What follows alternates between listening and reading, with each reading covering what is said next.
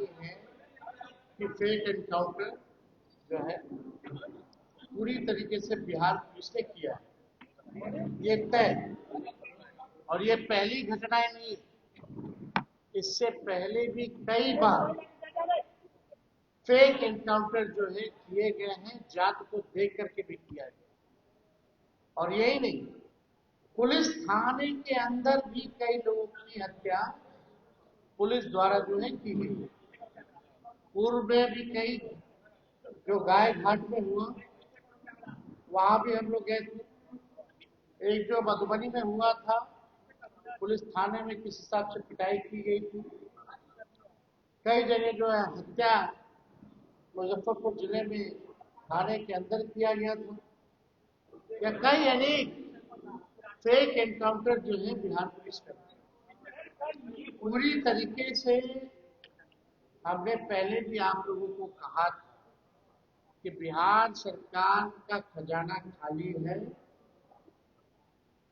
भ्रष्टाचारियों को बचाने के लिए रिश्वत जैसे मामलों में लगातार अधिकारियों को या तो हटाया जाना है या तो उन पर कार्रवाई की जा रही है। कई अधिकारी, बड़े बड़े लोग जो है उनका नाम आ रहा है। रिश्वत वाले मामले में बहुत बड़ी मछलियां हैं जिनको बचाने की कोशिश की जा रही है। इसलिए असल मुद्दों से ध्यान भटकाने के लिए हमने पहले भी स्पष्ट कहा था कि ये सरकार कुछ नहीं करेगी, कोई काम नहीं करेगी, ना पढ़ाई, दवाई, कमाई, सिंचाई, सुनवाई, करवाई नहीं। फेक एनकाउंटर्स कराया जाएगा,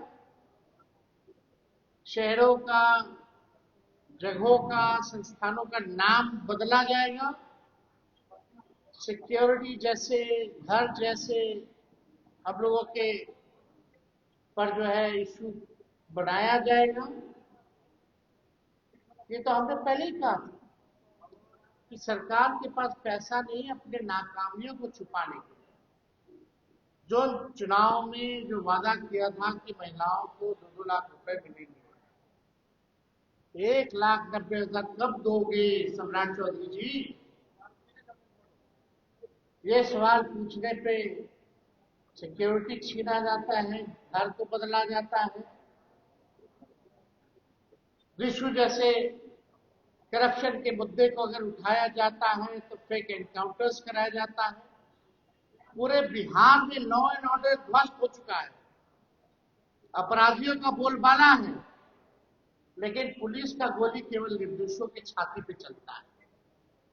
जो बड़े बड़े अपराधी हैं, गुंडे हैं, उनको संरक्षण दिया जाता है।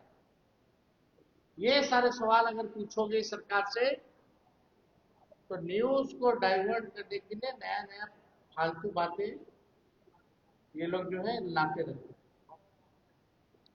तो सरकार जो है, आप लोग सब लोग जान रहे हैं कि लगभग 7-8 महीने हो चुके हैं सरकार को। 2 मुख्यमंत्री आप लोगों ने देख लिया, दूसरा सरकार चल रहा है, लेकिन अभी भी कोई काम बिहार में नहीं हो रहा। गरीबों का घर तोड़ा जा रहा है, ठेले वाले, ऑटो वाले, रिक्शा वाले को लाठी से मार करके भगाया जा रहा है। महंगाई, गैस, पेट्रोल, डीजल कीमतें आसमान छू रही है। नौकरियां नहीं मिल रही, पेपर लीक हो रहा है, परीक्षाएं पे परीक्षाएं रद्द हो रही है। किसान तबाह है, मजदूर तबाह है, व्यवसायिक तबाह है, सब लोग परेशान हैं। काम कहाँ हो रहा है बताओ? एक काम तो किया हो तुम लोगों ने? केवल घोषणा पे घोषणा, घोषणा पे घोषणा, दोहरी बातें रिपीट कर कही गई है कितनी बार। ये तो यही सम्राट चौधरी जो हर जिला में एयरपोर्ट बना रहे हैं, पता नहीं कब बनेंगे, क्या काम शुरू कर रहे। तो सरकार पूरी तरीके से फेल हो चुकी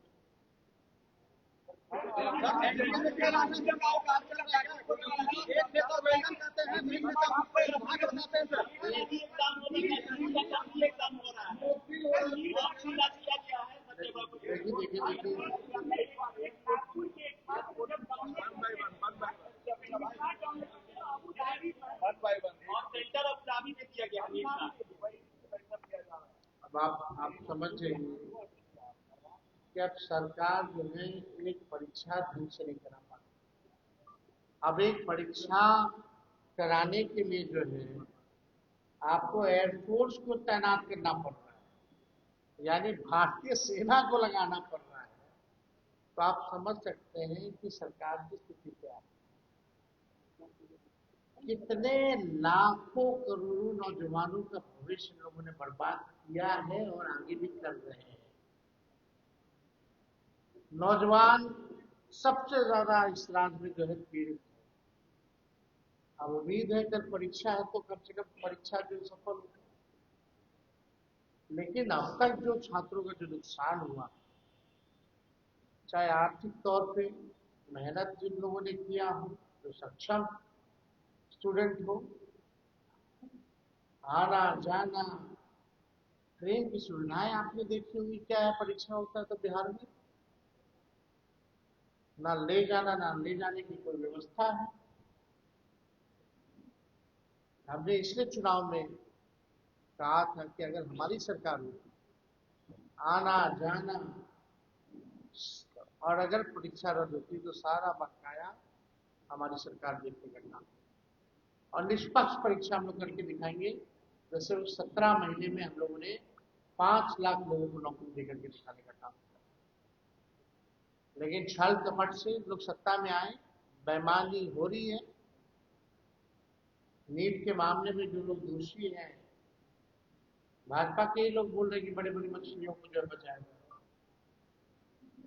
कौन है बड़ी बड़ी मछली?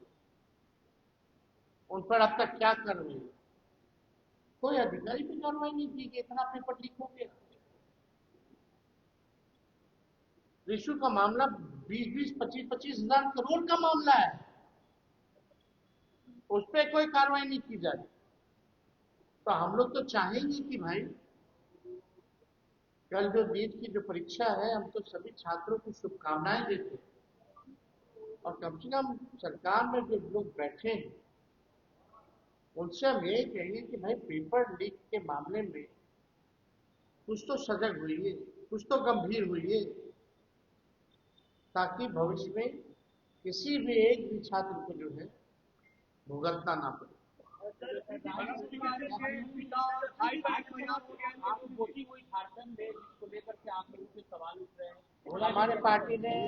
हमारे पार्टी ने ऑलरेडी स्पष्ट कर दिया। झारखंड के जितने हमारे नेता या हमारे प्रभारी गए, उन्होंने झारखंड में नाते में स्पष्ट कर दिया। हमको नहीं लगता कि इस पर चर्चा करने की। तेजस्वी जिस तरीके से इनकाउंटर हो रहे हैं, सरकार के लोग सवाल उठा रहे, क्या हड़बड़ी में इस तरीके से फैसले लिए जा रहे हैं सरकार द्वारा? देखिए, सरकार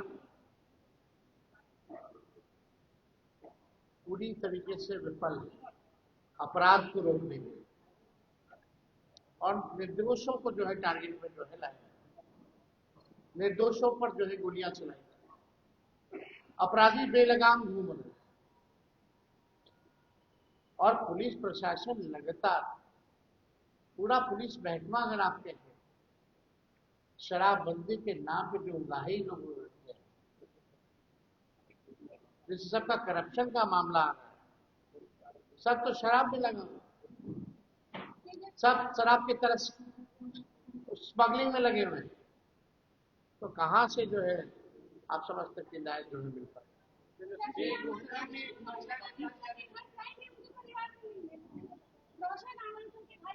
हमने देखिए उनकी मांग रही है, उनके मांगों को हमने जो है मुख्यमंत्री के समक्ष जो है रखने का काम किया और हम फिर से आग्रह करेंगे मुख्यमंत्री जी से कि सीबीआई जांच सौंपी जाए। दूध का दूध, पानी का पानी होना चाहिए। जो भी दोषी उस पर जो है कठोर कार्रवाई होनी चाहिए।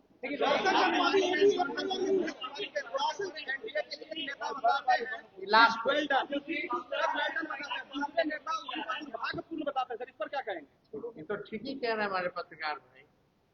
अशोक चौधरी कुछ कहते हैं, संजय झा कुछ कहते हैं। ये ना, जी जीतन राम मांझी ने वेल्डन कहा है, तो वहीं पर तो आप लोग देख लीजिए लोग, क्या कहेंगे सर? इसमें हम लोग को क्या कह रहे हैं, इसमें तो वो लोग बात बताएंगे। हमारा एक शुरू से स्टैंड है अभी तक कि निष्पक्ष जांच होनी चाहिए, दोषियों पर कार्रवाई होनी चाहिए।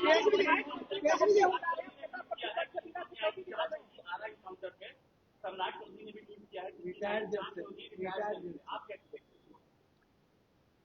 देखिए एकदम स्पष्ट है कि फेक एनकाउंटर हुआ है। सम्राट चौधरी जी को सबसे पहले माफी मांगनी चाहिए, क्योंकि वो गृह मंत्री भी है, मुख्यमंत्री भी, और ये कोई पहली फेक एनकाउंटर नहीं है। इससे पहले भी कई फेक एनकाउंटर जो है हुए हैं, और कई पुलिस थानों में भी हत्या पुलिस ने निर्दोषों की की है। और ये तो अद्भुत है, सम्राट चौधरी जी इस पे क्यों नहीं बयान देते हैं कि अगर एनकाउंटर हुआ तो इसकी तो न्यायिक जांच आप करा रहे हो रिटायर्ड जज से, लेकिन पुलिस ने उनके माता पिता और उनके भाई बहनों पर कैसे मुकदमा कर दिया भाई?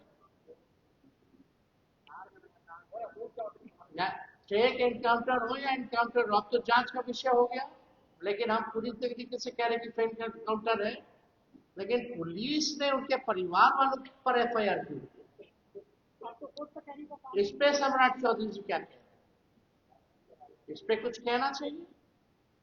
सम्राट चौधरी जी को तो कम से कम जाकर के माफी मांगनी चाहिए परिजनों से मिलकर। ठीक।